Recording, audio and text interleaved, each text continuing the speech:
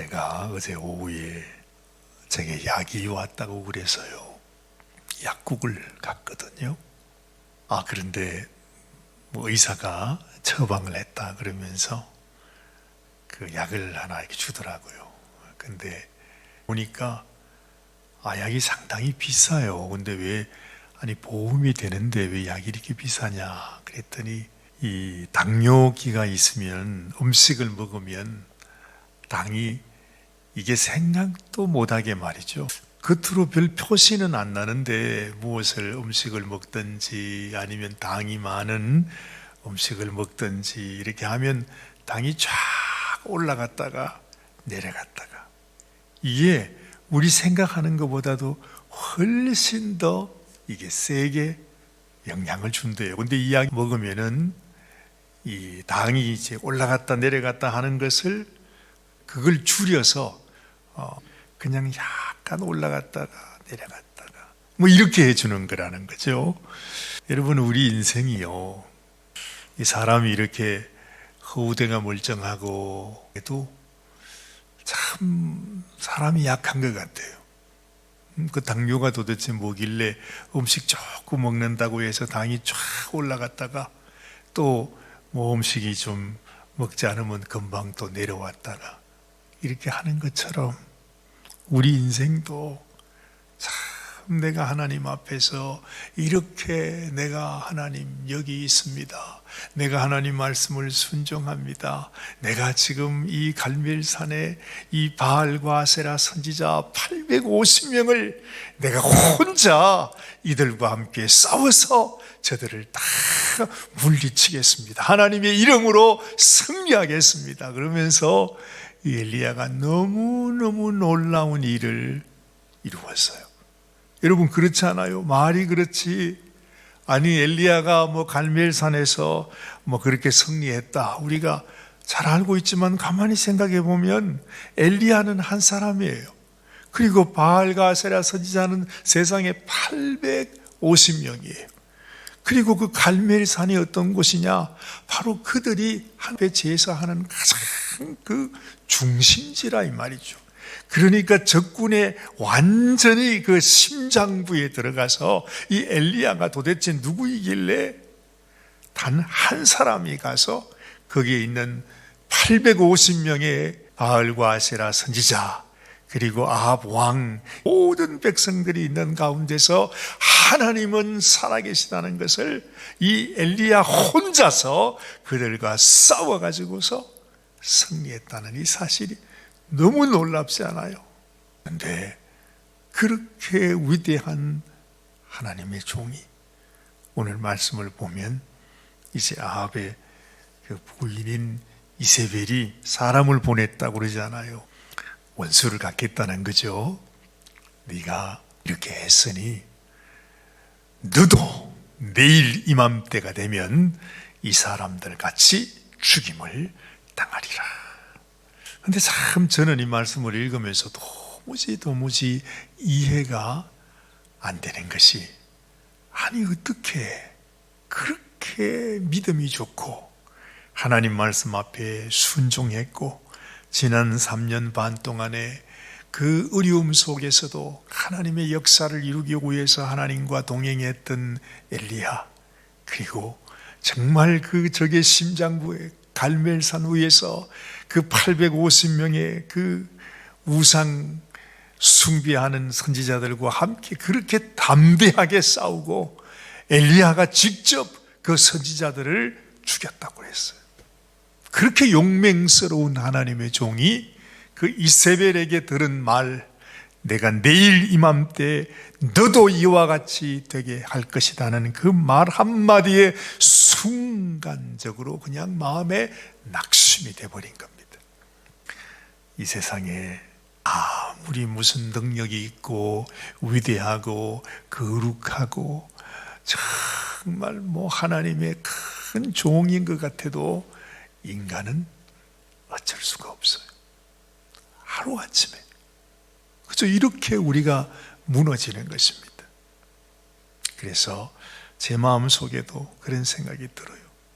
항상 어떤 때에도 이와 같은 때에 난 노래 안에 우리가 그렇게 찬양하지 않았어요? 언제라도 나는 내 주제를 알아야 된다. 내가 정말 그 갈멜산에서 내가 이긴 것 같지만, 그러나 나에게 능력이 있는 게 아니잖아요. 하나님이 주시는 힘으로 감당하는 것인데. 글쎄 모르겠어요. 엘리야가 왜 그렇게 마음이 연약해져서. 오늘 여기 보세요. 여기 넉넉하다 뭐 이렇게 표현한 이 말이 나오는데, 그 말은 하나님 이제는 됐습니다. 내가 내 할 일도 했고, 하나님이 하라고 그래서 하나님 말씀 순종도 했고, 내가 이 놀라운 은혜도 체험했고, 이만하면 승리를 했습니다. 그러니 이제는 됐습니다. 나 이제 그만할랍니다. 나 그냥 죽여주십시오. 그러면서 이 로뎀 나무 밑에서 그냥 널브러진 것입니다. 참 하나님께서 엘리야를 이렇게 보면서 참 딱하셨을 것 같아요. 아니 이놈이 엘리야가 맞나? 아니 왜 하루아침에, 어제는 그렇게 용맹스럽게 잘 싸우던 놈이 세상에 단 하루아침에 그 여자 이세벨의 그 말 한마디 듣고서 그냥 낙심이 돼서 무너져 버리는 그 모습, 이것이 우리 인생의 모습이라 하는 거죠. 그래서 항상 내가 하나님 앞에서 내가 좀 섰다, 나도 하나님의 종이다, 나도 무언가를 할 수 있다, 그럴 때 항상 하나님, 나는 아무것도 아닙니다. 내게는 아무런 능력이 없습니다. 오직 이 모든 일을 이루시는 분은 하나님이십니다. 이런 마음이 우리 속에 깊이 있어야 이 세상에 어떤 일, 좋은 승리의 일이 생기든지, 아니면 당장에 와서 나를 죽이려고 하는 사람이 나를 죽이겠다고 위협을 하든지, 나는 이미 죽은 인생인데, 내게는 이미 아무 소망이 없는데, 내게는 오직 하나님만이 내게 계시는 것이지 내가 할 수 있는 것은 아무것도 없잖아요. 사실은 그 3년 반 기근이 있을 때에도 이 엘리야가 구른 세상 가운데 어떻게 살아갑니까? 죽은 생명이란 말이죠. 그런데 하나님께서 까마귀를 보내시고, 하나님께서 공급해 주시고 인도해 주시고, 그 사르밧 과부를 통해서 하나님의 놀라운 역사를 경험하게 하셨던 그 일 때문에 사실은 엘리야가 목숨을 부지하면서 온 것 아닙니까? 그래서 우리의 마음속에 하나님, 내게는 아무런 능력도 아무런 소망도 힘도 내게 없습니다. 주님만이 나의 힘이십니다. 주님만이 나의 생명이시고 나의 구원이시고 나의 산성이 되십니다 하는 이 고백이 늘 우리 가운데 있어야 된다는 거죠. 하나님께서 이 좌절에 빠진 엘리야를 하나님은 책망하지 아니하시고 천사를 보내서 엘리야를 위로합니다. 그래, 그렇구나. 하나님은요, 우리의 연약한 모습을 너무너무 잘 아시는 분이세요. 네가 어떻게 나의 종이고 그 선지자로서 이럴 수가 있느냐, 이렇게 말한 것이 아니고, 오늘 하나님의 위로의 손길을 보면 오늘 5절 말씀에도 보니까요, 로뎀 나무 아래에 누워 자더니 천사가 그를 어루만지며, 그래요. 하나님께서 엘리야를 만져주세요. 얼마나 힘드니, 얼마나 놀랐니, 얼마나 네 마음속에 불안하니, 얼마나 두렵니. 그러면서 네가 어떤 형편 가운데 있어도 나는 너를 버리지 않는다, 내가 있지 않니. 그러면서 하나님이요, 이 엘리야의 마음속에 그냥 그 낙심한 마음에 위로를 부어주시는 것입니다. 그는 까마귀들이 와서 떡과 고기를 이렇게 딜리버리 투고를 해줬다 그러잖아요. 근데 이번에는 까마귀가 아니고 하나님이 천사를 보내서 그게 먹을 것을 주면서 얘야 힘을 내야지, 낙심하지 마라, 좌절하지 마, 내가 함께한다. 이 일을 하시는 분이 엘리야가 아니라 엘리야의 등을 미시면서 엘리야의 그 피곤한 몸을 어루만져 주시면서 내가 너와 함께할 거다. 참 이게 얼마나 위로가 되는지 몰라요. 그러면서 하나님께서 엘리야를, 여러분이 잘 아시는 모세가 하나님을 만났던 호렙산, 그렇죠? 그곳으로 인도합니다. 참 이 엘리야가 하나님의 그 마사지를 한번 받고 또 천사가 보내준 음식을 먹고 났더니 얼마나 힘이 생기는지, 그렇죠? 사람이 한번 죽을 것 같다가 하나님 주시는 그 위로로 새 힘을 얻으니까 이제는 뭐 날 것 같죠. 그래서 40주 40야를 걸어서 호렙산으로 갔다고 합니다. 왜요? 하나님을 만나기 위해서. 하나님께서 이 엘리야를 부르셔서 만나주고 싶어서. 그렇잖아요. 오늘 우리가 아침에 왜 나왔습니까? 우리가 하나님의 임재를 경험하기 위해서 이 아침에도 나왔습니다. 우리 마음속에 하나님, 내가 하나님을 뵙고 싶어요. 하나님을 대면하고 싶어요. 하나님의 음성을 듣고 싶어요. 하나님의 손길을 느끼고 싶어요. 하나님 나에게도 함께 하시는 그 하나님을 오늘 이 아침에 주님을 뵙고 싶어요. 그래서 오늘 이 아침에 우리가 나온 것 아닙니까? 똑같은 심령으로 엘리야가 정말 죽을 것 같은 그 좌절과 절망 속에서 다시 눈을 뜨고 다시 힘을 얻었을 때 오직 그의 마음속에 원했던 것, 사모했던 것은 내 사랑하는 주님, 내 힘이 되시는 주님, 나를 다시 이끄실 그 하나님과 내가 더 가까이 하기를 원합니다. 주님을 경험하기 원합니다. 주님의 음성을 듣기 원합니다. 그래서 호렙산으로 간 것입니다. 근데 놀랍게도 거기에서 하나님께서 큰 바람을 불기도 하시고 지진이 나기도 하시고 불이 그냥 막 확 다가오기도 하는데도 그때도 하나님이 안 계셨다 그래요. 하나님을 볼 수 없었다고 말합니다. 그 모든 것들이 다 지나가고 난 이후에 세미한 음성으로 하나님께서 엘리야에게 말씀하시는 거죠. 우리가 이 믿음 생활을 하면서도 사실은 내 마음이 하나님 나에게도 불을 내려주세요. 나에게도 바람같이 불같이 하나님 역사를 나에게도 그냥 부어주세요. 우리가 그렇게 원하지 않아요?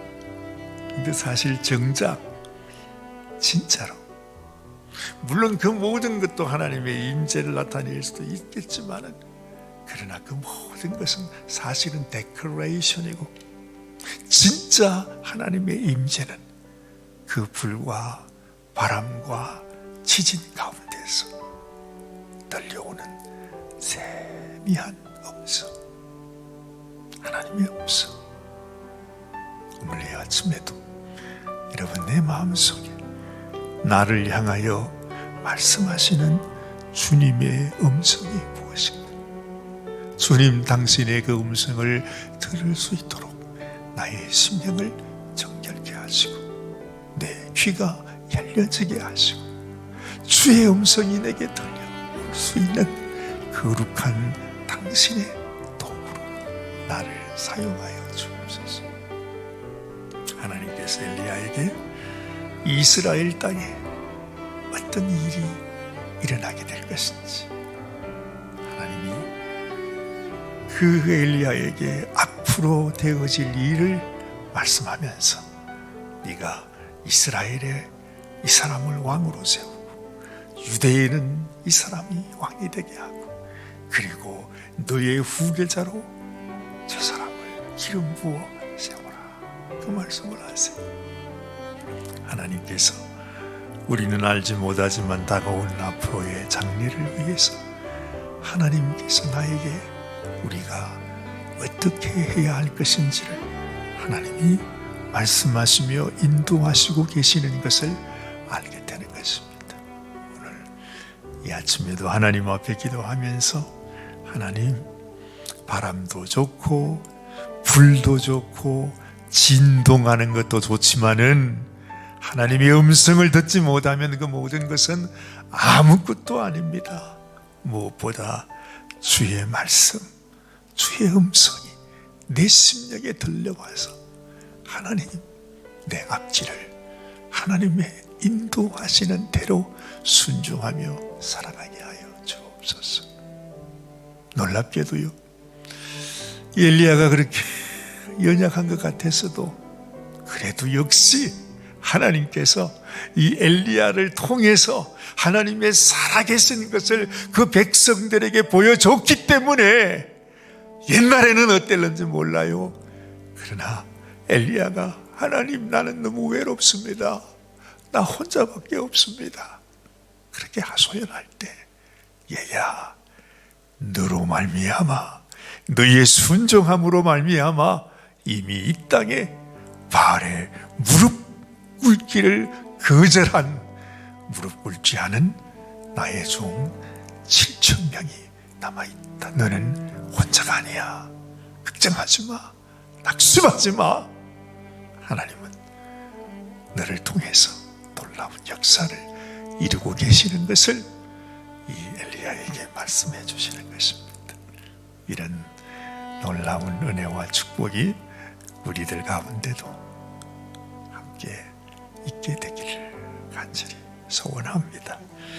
하나님 감사합니다. 오늘 이 아침에도 하나님의 이 짧은 말씀을 통해서 하나님이 전해주시고자 하시는 귀한 말씀, 정말로 세미한 음성으로 주님 하시는 말씀, 내가 너를 사랑하노라. 너는 혼자가 아니라 그는 누구도 너의 생명을 해하지 못할 것이니라. 내가 너와 함께 하노라. 내가 너를 만져주노라. 힘을 내라. 좌절하지 말아라. 낙심하지 말아라. 내가 7,000명의 바알에 무릎 꿇지 않은 종들을 세워두었다고 말씀하시는 하나님의 그 말씀이 우리에게도 들려지게 하여 주시옵소서.